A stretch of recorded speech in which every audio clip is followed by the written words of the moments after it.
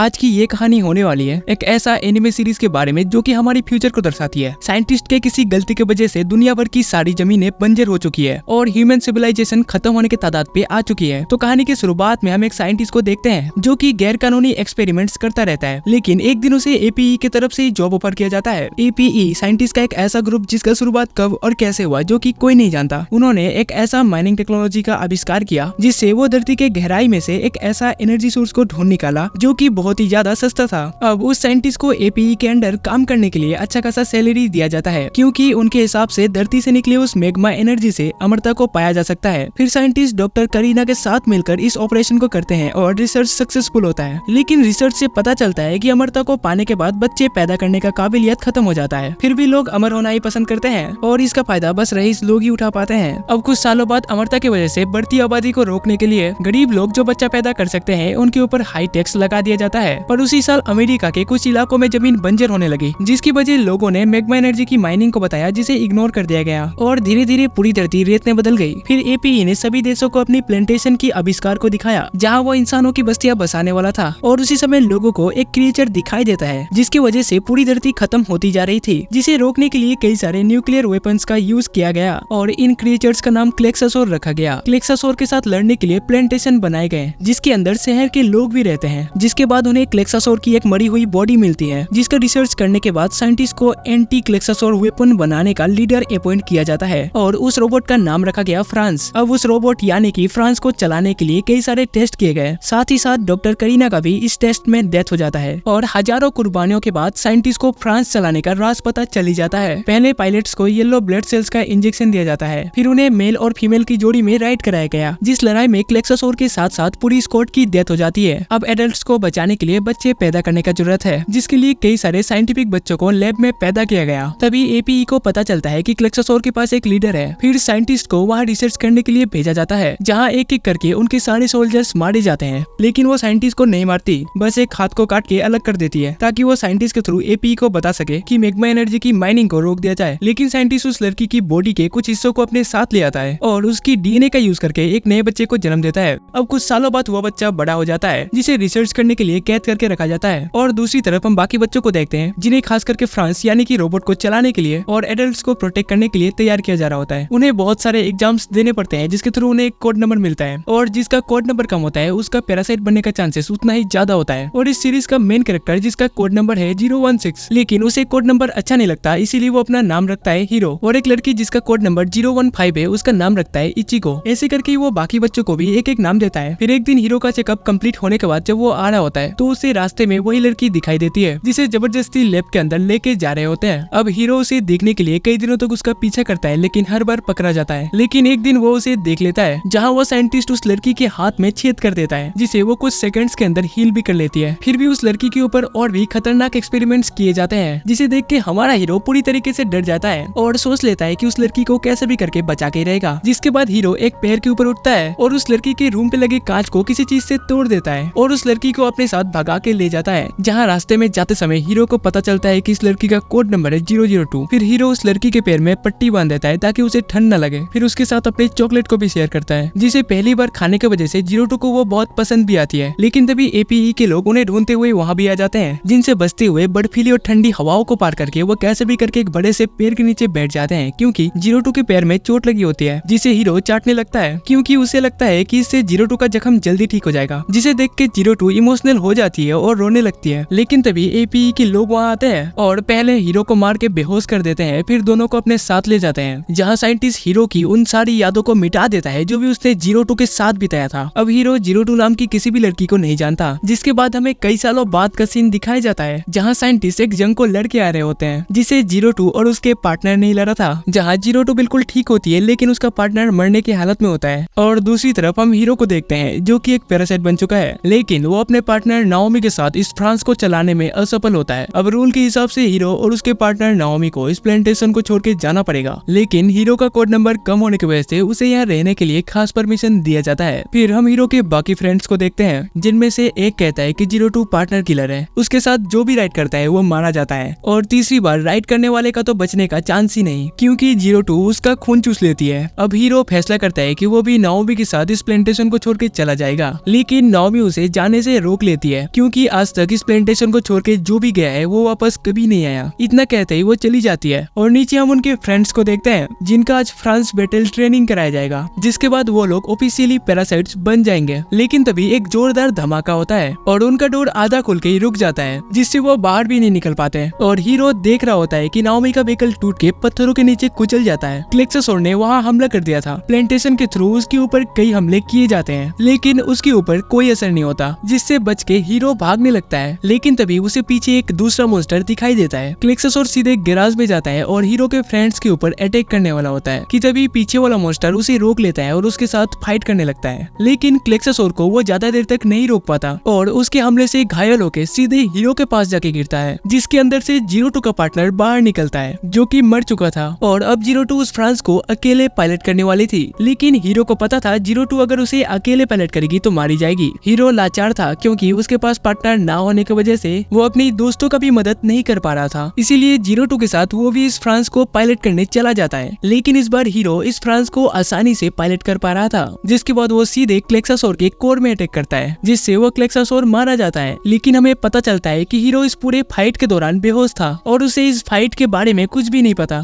फिर next day सुबह Ichigo hero से पूछती है क्या उसने सच में जीरो-2 के साथ फ्रांस को पायलट किया था, जिसपे हीरो कहता है कि उसे ठीक से कुछ भी याद नहीं, इसीलिए वो फ्रांस को फिर से पायलट करेगा, जिसपे इचिगो उसे रोकती है क्योंकि जीरो-2 के साथ आज तक कोई भी फ्रांस को 3 बार पायलट नहीं कर पाया, सभी मारे जाते हैं। जिसपे हीरो कहता है अगर उसने पायलट नहीं किया तो उसके लिए ये भी मरने जैसा ही होगा। जिसके बाद हीरो खाना खाने जाता है जहाँ जीरो-2 अपनी गर्ल्स टेबल को छोड़ के हीरो के साथ उसकी टेबल में बैठ जाती है, जिसपे हीरो उससे पूछता है क्या उसने सच में फ्रांस को पायलट किया था और जीरो-2 कहती है कि हाँ तुमने नहीं तो और किसने पायलट किया। कि तभी जीरो-2 को लेने के लिए वहाँ नाना आ जाती है जो कि उनकी केयर टेकर होती है, जिसपे हीरो जीरो-2 को कहता है कि वो जीरो-2 के साथ फिर से फ्रांस को पायलट करना चाहता है। लेकिन नाना उसे मना करते हुए कहती है कि जब एपीई की तरफ से ऑर्डर मिलेगा तभी हीरो उसे पायलट कर पाएगा। जिसके बाद वो दिन आता है जब हीरो को एपीई की तरफ से ऑर्डर मिलता है कि उसे जीरो-2 को छोड़ के दूसरे किसी पार्टनर के साथ फ्रांस को चला के दिखाना होगा, जिसके बाद उसे ऑफिशियली पैरासाइट बना दिया जाएगा,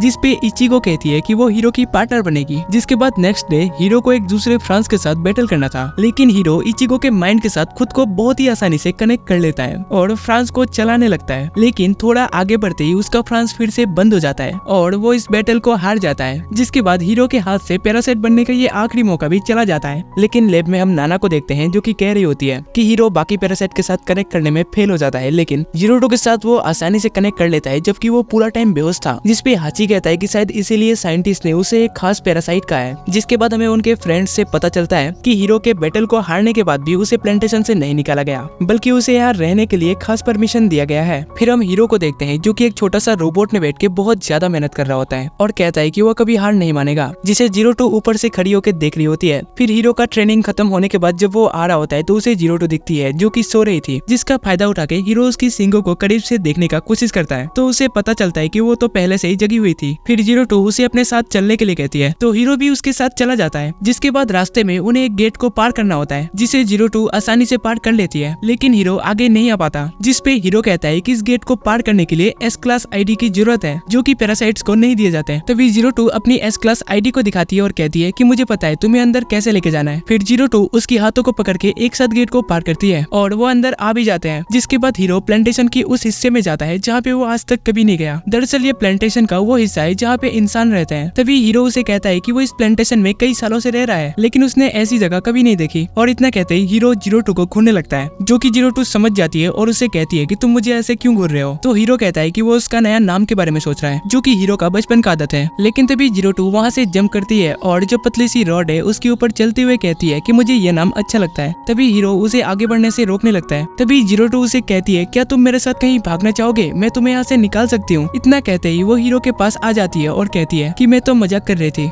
जिसके बाद उन्हें हेडक्वार्टर से हमला करने का ऑर्डर मिलता है। वो कहते हैं कि मैग्मा माइन के अंदर मैग्मा एनर्जी को ढूंढते हुए कुछ क्लेक्सासोर्स आ चुके हैं जो कि साइज में बहुत छोटे हैं। और नाना कहती है कि इस मिशन में जीरो-2 को अलाउ नहीं किया गया है, जिसे सुन के हीरो चौंक जाता है। जिसके बाद हीरो के बाकी फ्रेंड्स अपने अपने फ्रांस में बैठ जाते हैं और खुद को कनेक्ट भी कर लेते हैं, लेकिन मित्सुरु अपने पार्टनर के साथ कनेक्ट नहीं कर पाता, जिसपे उन्हें वापस बुला लिया जाता है और बाकी तीनों माइनिंग के अंदर चले जाते हैं। फिर हमें पता चलता है मित्सुरु का पार्टनर जिसका नाम इकुनु है उसी में कुछ प्रॉब्लम है और दूसरी तरफ बाकी तीनों को माइनिंग के अंदर एक क्लेक्सासोर दिखाई देता है। फिर वो लोग फुल प्लानिंग के साथ उसके ऊपर अटैक करते हैं और उसे मार देते हैं। लेकिन लेकिन क्लेक्सासोर को पूरी तरीके से मारने के लिए उसका कोर खत्म करना पड़ेगा। इसीलिए वो जैसे ही क्लेक्सासोर की कोर को डैमेज करने की कोशिश करती है, लेकिन तभी वो उनके ऊपर अटैक कर देता है, जिससे मिको बेहोश हो जाती है और बाकी दोनों मिलकर कैसे भी करके उसके कोर को खत्म कर देते हैं। लेकिन तभी अचानक से वहाँ बहुत सारे क्लेक्सासोर्स आने लगते हैं, जिसे देख के नाना चौंक जाती है। लेकिन तभी जीरो टू वहाँ आ जाती है और नाना से कहती है कि मुझे हीरो के साथ वहाँ भेजा जाए, नहीं तो सभी मारे जाएंगे। लेकिन उसे मना कर दिया जाता है क्योंकि हीरो एक ऑफिशियल मेल पार्टनर नहीं है। लेकिन तभी मित्सुरु कहता है कि अगर हीरो नहीं जा पाएगा तो मुझे जाना पड़ेगा क्योंकि मैं एक ऑफिशियल मेल पार्टनर हूँ। लेकिन नाना उसे रोकती है क्योंकि जीरो टू को पायलट करना बहुत रिस्क है। लेकिन मित्सुरु कहता है कि अगर हीरो पायलट कर सकता है तो मैं भी पायलट कर लूंगा। और जीरो टू कहती है कि वो हीरो के अलावा दूसरे किसी के साथ भी पायलट नहीं करेगी, लेकिन हीरो को कैसे भी करके अपने दोस्तों को बचाना था, इसलिए वो जीरो टू को कहता है कि वो मित्सुरु के साथ राइड करे। तो जीरो टू गुस्सा हो जाती है और मित्सुरु के साथ राइड करने चली जाती है। और मित्सुरु हीरो के पास आके कहता है कि वो हीरो से भी बेहतर फ्रांस को पायलट करके दिखाएगा। और इतना कहते ही वो चले जाते हैं। और दूसरी तरफ हम उनके फ्रेंड्स को देखते हैं जहाँ मिको ठीक हो चुकी होती है और बाहर बहुत सारे क्लेक्सासोर्स होते हैं जो कि उनकी गेट को तोड़ने की कोशिश कर रहे होते हैं। लेकिन तभी उन्हें कहा जाता है कि जीरो टू उन्हें बचाने के लिए आ रही है, तो इसीलिए उन्हें क्लेक्सासोर्स से बचे रहना होगा। लेकिन थोड़ी देर में ही क्लेक्सासोर्स उनके दरवाजे को तोड़ देते हैं और अंदर आने लगते हैं, जिनसे बचते हुए वो लोग सेंटर में आ जाते हैं। लेकिन सेंटर में भी बहुत सारे क्लेक्सासोर्स जमा हो चुके होते हैं और एक बड़ा वाला क्लेक्सासोर जो कि उनका बॉस है वो भी आ चुका होता है और उन्हें खाने ही वाला होता है कि तभी वहाँ जीरो टू आ जाती है और उसे एक ही बार में मार देती है। तभी इचिको पूछती है क्या तुम हीरो हो, लेकिन तभी उन्हें ऑर्डर मिलता है कि जीरो टू और मित्सुरु को अपना काम करने दें और बाकी सभी ऊपर आ जाएं। और दूसरी तरफ मित्सुरु जीरो टू की पावर को महसूस कर पा रहा होता है। फिर वो क्लेक्सासोर्स को मारते हुए हीरो को कहता है कि वो हीरो से भी बेहतर और फुल कंट्रोल के साथ जीरो टू की फ्रांस को पायलट कर पा रहा होता है। फिर वो जीरो टू को ऑफर देते हुए कहता है कि वो उसका ऑफिशियल मेल पार्टनर बनने के लिए तैयार है, जिसपे जीरो टू कहती है अगर तुम्हें ऐसा लगता है तो मैं अपनी पूरी पावर को इसमें लगा दूंगी। और दूसरी तरफ नाना जीरो टू को बार बार ऊपर आने के लिए ऑर्डर देती है, लेकिन वो किसी की भी बात को नहीं सुनती। फिर हम उनके बाकी फ्रेंड्स को देखते हैं जो कि ऊपर खड़े होकर मित्सुरु का आने का इंतजार कर रहे होते हैं। लेकिन थोड़ी ही देर में फ्रांस भी ऊपर आ जाता है, जिसे देखने के लिए हीरो, नाना और बाकी सभी वहाँ आ चुके होते हैं। फिर फ्रांस के अंदर से जीरो टू बाहर निकलती है और हीरो को देखते ही उसे हाई कहती है, जिसपे हीरो भी उसे हंसते हुए हाई कहता है। लेकिन तभी हीरो को पता चलता है कि उसका दोस्त मित्सुरु अब मारा जा चुका है और हीरो समझ जाता है कि जीरो टू सच में एक पार्टनर किलर है और जो भी उसे पायलट करता है वो मारा जाता है। आपको क्या लगता है मित्सुरु के मरने के बाद भी हीरो जीरो टू के साथ फ्रांस को पायलट करेगा? तो जैसे ही आप इस वीडियो में 200 लाइक कंप्लीट करोगे तो इसका सेकंड पार्ट अपलोड हो जाएगा। तो जल्दी से वीडियो को लाइक करो और चैनल को सब्सक्राइब कर लो ताकि सेकंड पार्ट की नोटिफिकेशन आपको सबसे पहले मिल जाए। तो तब तक के लिए बाय, मिलते हैं किसी और वीडियो में।